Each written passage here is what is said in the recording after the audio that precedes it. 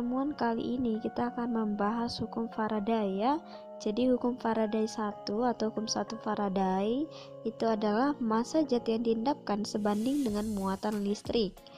Nah, jadi muatan listrik atau Q untuk 1 mol elektron itu besarnya sama dengan 96.500 coulomb.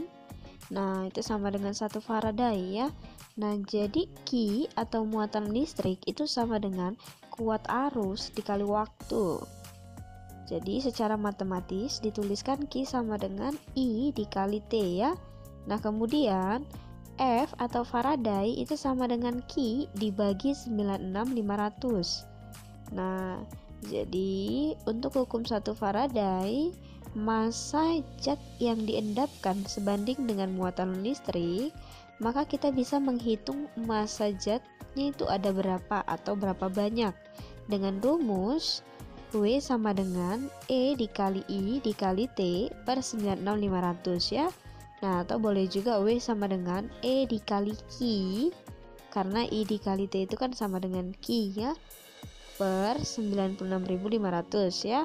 Nah, jadi keterangannya W itu adalah massa zat yang diendapkan, satuannya gram, I itu kuat arus, satuannya ampere, AR itu massa atom relatif ya. Nah, kemudian E itu adalah massa ekuivalen, dimana cara mencari E itu sama dengan AR per jumlah elektron kalau unsur ya, atau MR per jumlah elektron kalau dia molekul. Nah, kemudian T itu adalah waktu, satuannya sekon. Nah, catatan supaya memudahkan ya, ini boleh diingat, E atau massa ekuivalen untuk H2 itu adalah 1, EO2 itu adalah 8, EX2 itu adalah ARX. Nah, X itu adalah golongan 7A ya, halogen. Nah, jadi bisa diganti dengan FClBrI.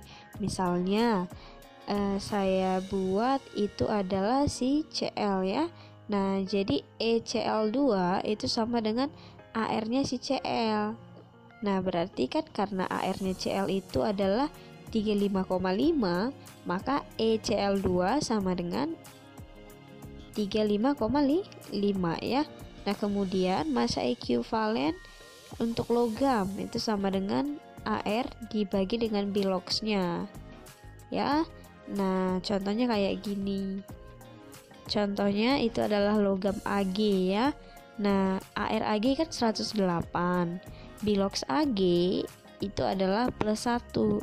Berarti E massa ekuivalensi Ag itu sama dengan 108 dibagi 1 ya, sama dengan 108.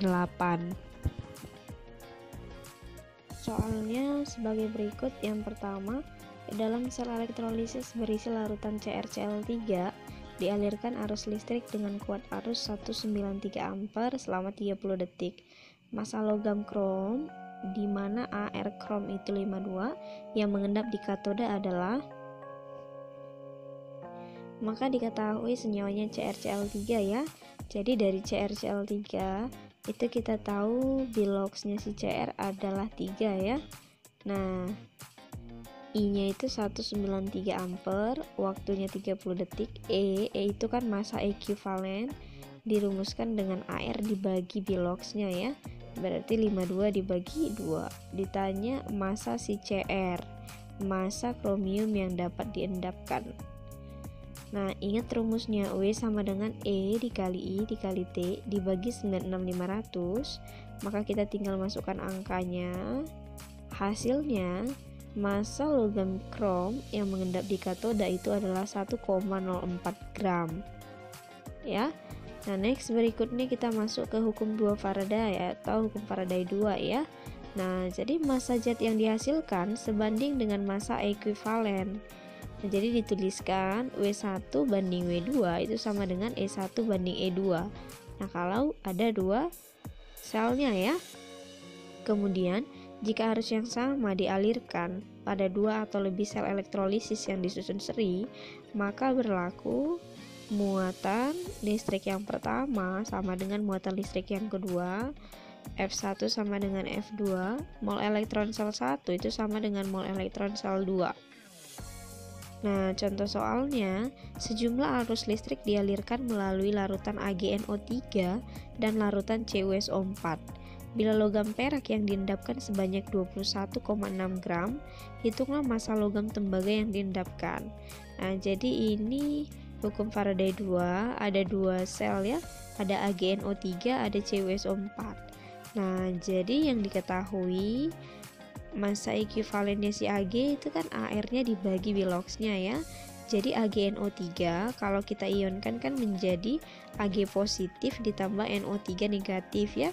Dan jadi Ag di situ biloxnya positif 1. Maka E untuk si Ag itu sama dengan 108 ya per 1. Kemudian massa si Ag sama dengan 21,6 gram. Nah, kita lihat E untuk Cu itu sama dengan AR-nya dibagi biloxnya, berarti 63,5 dibagi 2. Nah, jadi ingat CuSO4 kalau diionkan kan menjadi Cu2 positif ditambah SO4 2 negatif ya. Nah, jadi di situ biloxnya si Cu itu adalah 2. Ditanya massa si Cu berapa? Maka gunakan hukum Faraday yang kedua, perbandingan massa itu sama dengan perbandingan massa ekuivalennya. WCU dibandingkan dengan W untuk Ag itu sama dengan E-nya si Cu dibandingkan dengan E-nya si Ag. Tinggal kita masukkan angkanya. WCU per 21,6 sama dengan 63,5 bagi 2 per 108 bagi 1 ya. Nah, jadi setelah kita hitung itu diperoleh hasilnya 6,35 gram. Nah, itu dia untuk hukum Faraday yang kedua. Nah, sampai di sini dulu pembahasannya. Kalau ada yang mau ditanyakan boleh komen di bawah ya. Sampai ketemu di part berikutnya.